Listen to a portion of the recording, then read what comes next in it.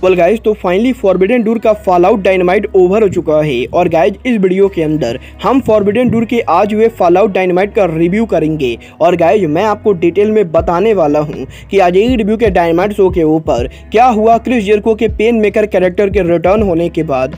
AEW के dynamite show के ऊपर ब्लड एंड गट्स को लेकर बड़ी अनाउंसमेंट हो चुकी है।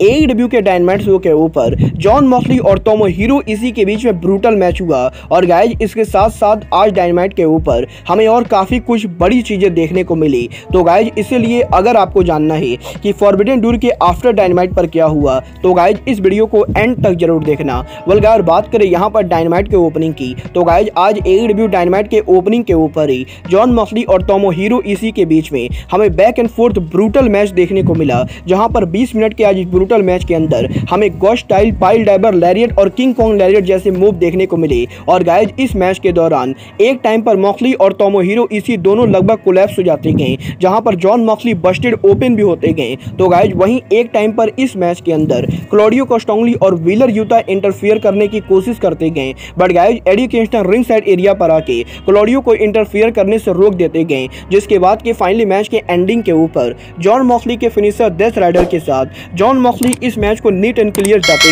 इसके बाद के AEW के बैक स्टेज के ऊपर रूनी पगेट हमें एडम कोल के साथ देखने को मिली। गाइज, यहाँ पर इस इंटरव्यू के अंदर एडम कोल उनके फॉरबिडन डोर के मिस करने को लेकर बात कर ही रहे होते गए, तभी सडनली यहाँ पर MJF बैक स्टेज एरिया पर आ जाते गए, जहाँ पर MJF एडम कोल के बीमार होने को लेकर मजाक उड़ाते गए। और गाइज, इसके बाद MJF उनको एक न्यू टी-शर्ट भी गिफ्ट करते गए। जिसके बाद के बैक टू बैक AEW के बैक स्टेज के ऊपर रूनी पगेट हमें जॉन मॉक्सली और BCC के साथ देखने को मिलती गए। और गाइज, यहाँ पर रूनी पगेट, एडी किंगस्टन और जॉन मॉक्सली के ड्रामे को लेकर हमें काफी ज्यादा फ्यूरियस देखने को मिलते गए। तभी सडनली यहाँ पर एडी किंगस्टन भी बैक स्टेज एरिया पर आ जाते गए। और गाइज, एडी किंगस्टन ये कहते गए कि एडी किंगस्टन ने हर समय जॉन मॉक्सली की मदद की गई, बट गाइज यहाँ पर जॉन मॉक्सली ने एडी किंगस्टन को छोड़ के क्लॉडियो कोस्टांगली जैसे लोगों को ज्वाइन किया है। और गाइज, इन दोनों के बीच में हमें हीटेड आर्गुमेंट देखने को मिलता है, जहां पर रूनी पगेट एडी किंगस्टन से ये कहती गए कि एडी किंगस्टन को इस पूरे ड्रामे को सेटल करना पड़ेगा। बट गाइज, इसके बाद AEW के डायनामाइट शो के ऊपर हमें फॉरबिडन डोर पर हुए विल ऑस्प्रे और केनी ओमेगा के मैच का वीडियो पैकेज देखने को मिला, जहां पर इस वीडियो पैकेज के अंदर केनी ओमेगा इस चीज को बिल्कुल ही क्लियर करते गए कि वो बहुत जल्द दोबारा ऑस्प्रे को फेस करेंगे। जिसके बाद के AEW के डायनामाइट शो के ऊपर हमें आज फाइनली AEW के international champion orange Cassidy action में देखने को मिले। और गाइज, यहाँ पर डायनामाइट शो के ऊपर हमें ऑरेंज कैसिडी, कीथली एनालिजो डेल वैकिंगो versus Daniel Garcia, Matt Menard और एंजेलो पार्कर के बीच में 6 मैन टैग मैच देखने को मिला। और गाइज, मजेदार बात तो ये थी कि आज यहाँ पर इस मैच के अंदर कीथली हमें उनके पुराने लुक में वापस आते हुए दिखाई देते गए, जहाँ पर मैच के दौरान भी कीथली इस मैच के अंदर काफी तगड़ा डोमिनेशन बनाते गए। और guys, back and fourth average match के बाद मैच के एंडिंग पर ऑरेंज कैसिडी ऑरेंज पंच के साथ मैच को जीत जाते गए। जिसके बाद की आज AEW डायनामाइट शो के ऊपर हमें ब्रायन डेनियल्सन और ओकाडा के मैच का वीडियो पैकेज देखने को मिलता है। और गाइज, इसके बाद बैक स्टेज के ऊपर आज हमें यंग बस और hangman Adam page dark order के साथ बात करते हुए दिखाई देते गए, जहां पर dark order hangman Adam page और यंग बस को AEW डायनामाइट पर 6 मैन टैग मैच के लिए चैलेंज करते गए।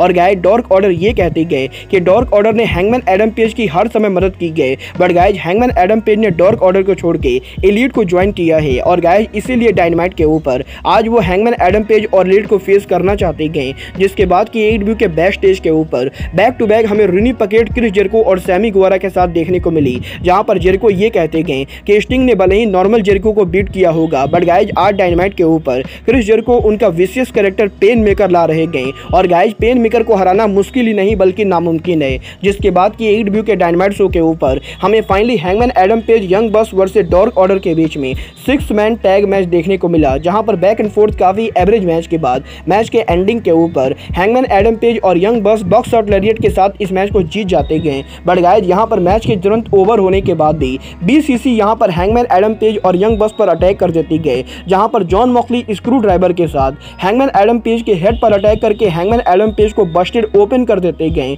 और गाइज, यहाँ पर इसके बाद एडी किंगस्टन रिंग में आके एलीट को सेव करने की कोशिश करते गए, बट गाइज आउट नंबर होने की वजह से एडी किंगस्टन भी बुरी तरह से पिट जाते गए। जिसके बाद की फाइनली डायनामाइट शो के ऊपर जॉन मॉक्सली, एलीट और BCC के राइवलरी के एंड करने को लेकर बात करते गए। और गाइज, जॉन मॉक्सली ये कहते गए कि 19 जुलाई को TD गार्डन अरीना के अंदर ब्लड एंड गट्स के ऊपर और BCC फाइनली आमने सामने होंगे। और गाइज, ये TD गार्डन अरीना में ब्लड एंड गट्स के ऊपर BCC और एलीट की राइवलरी स्टोरी फाइनली ओवर होगी।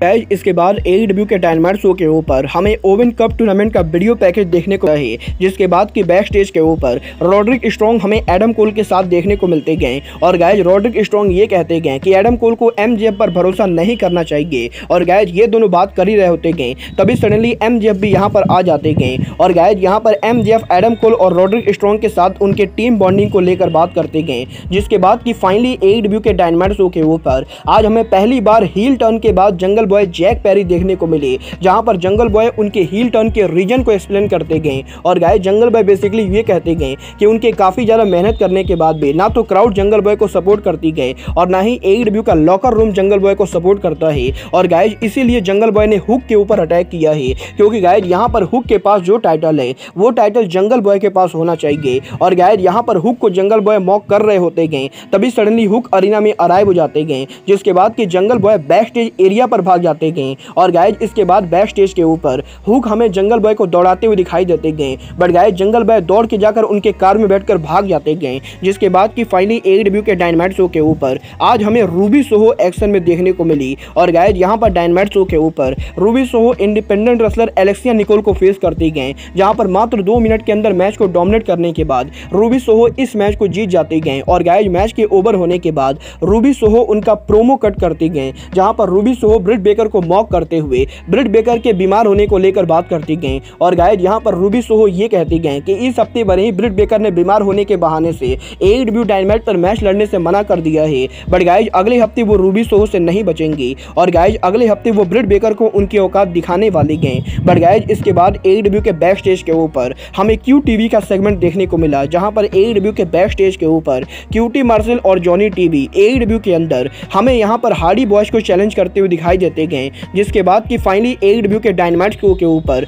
हमें एक्सकैलिबर AEW के ब्लाइंड टैग टूर्नामेंट के एक बड़े मैच को अनाउंस करते हुए दिखाई देते गए। और गाइस AEW के कमेंट्री टीम ये कंफर्म करती गए कि अगले हफ्ते AEW के ब्लाइंड टैग टूर्नामेंट के अंदर एक बार फिर से कीथली और स्वर्व स्टिकलैंड टीम अप करने वाले गए। और गाइस लंबे टाइम के बाद पहली बार एक AEW के अंदर हमें Keith Lee and Swerve Strickland versus Darby Allin और ओरेंज कैसिडी के बीच में ब्लाइंड टैग टूर्नामेंट का मैच देखने को मिलेगा। बट गाइस इसके बाद फाइनली आज AEW डायनामाइट के मेन इवेंट के ऊपर हमें पेन मेकर क्रिस जेरिको देखने को मिले, जहां पर डायनामाइट के मेन इवेंट के ऊपर हमें Painmaker Chris Jericho and Sammy Guevara versus Sting और डार्बी एलिन के बीच में टोर्नाडो टैग मैच देखने को मिला। और गाइस क्योंकि ये वाला मैच टोर्नाडो टैग मैच था, तो गाइस इस मैच के अंदर आज हमें काफी सारे वेपन यूज होते हुए दिखाई देते गए, जहां पर इस मैच के अंदर हमें टेबल लैडर चेयर जैसी चीजें देखने को मिलती गए। और गाइस इस मैच के अंदर हमें स्केटबोर्ड और बेसबॉल बैट भी देखने को मिलता है, जहां पर पूरे मैच के अंदर बैक एंड फोर्थ काफी ब्रूटल ब्रॉल के बाद मैच के एंडिंग मोमेंट के ऊपर स्टिंग और जेरिको हमें आमने सामने देखने को मिलते गए, जहां पर जेरिको कोड ब्रेकर के साथ मैच जीतने की कोशिश करते गए। बट गाइस यहां पर स्टॉप करते हुए जेरिको के ऊपर उनका सबमिशन स्कॉर्पियन डेथ लॉक लगा देते गए। और गाइस जेरिको के ऊपर स्कॉर्पियन डेथ लॉक के साथ स्टिंग इस मैच को जीत जाते गए। और गाइस पहली बार AEW के अंदर आज हमें कोई रेसलर स्टिंग के पेन मेकर कैरेक्टर को बीट करते हुए दिखाई देता है, जहां पर शो के एंडिंग के ऊपर स्टिंग और डार्बी एलिन सेलिब्रेट करते गए। वेल गाइस यहां पर पूरे शो को देखने के बाद मैं एक बात जरूर कहना चाहूंगा कि AEW का आज वाला डायनामाइट शो AEW का कोई बहुत ही बढ़िया डायनामाइट ना हो के बल्कि AEW का एवरेज और डिसेंट डायनामाइट था। और गाइस फॉरबिडन डोर के फॉल आउट के बाद आज डायनामाइट पर हमें उतना कुछ ज्यादा बड़ी चीजें देखने को नहीं मिली। वेल गाइस देखना बहुत ही दिलचस्प होगा कि अगले हफ्ते AEW का डायनामाइट कैसा होता है। बट गाइस फिलहाल के लिए अब आज के इस वीडियो में बस इतना ही। मैं मिलता हूं आपसे अपनी अगले वीडियो में। बट गाइस तब तक के लिए goodbye, good night and bang.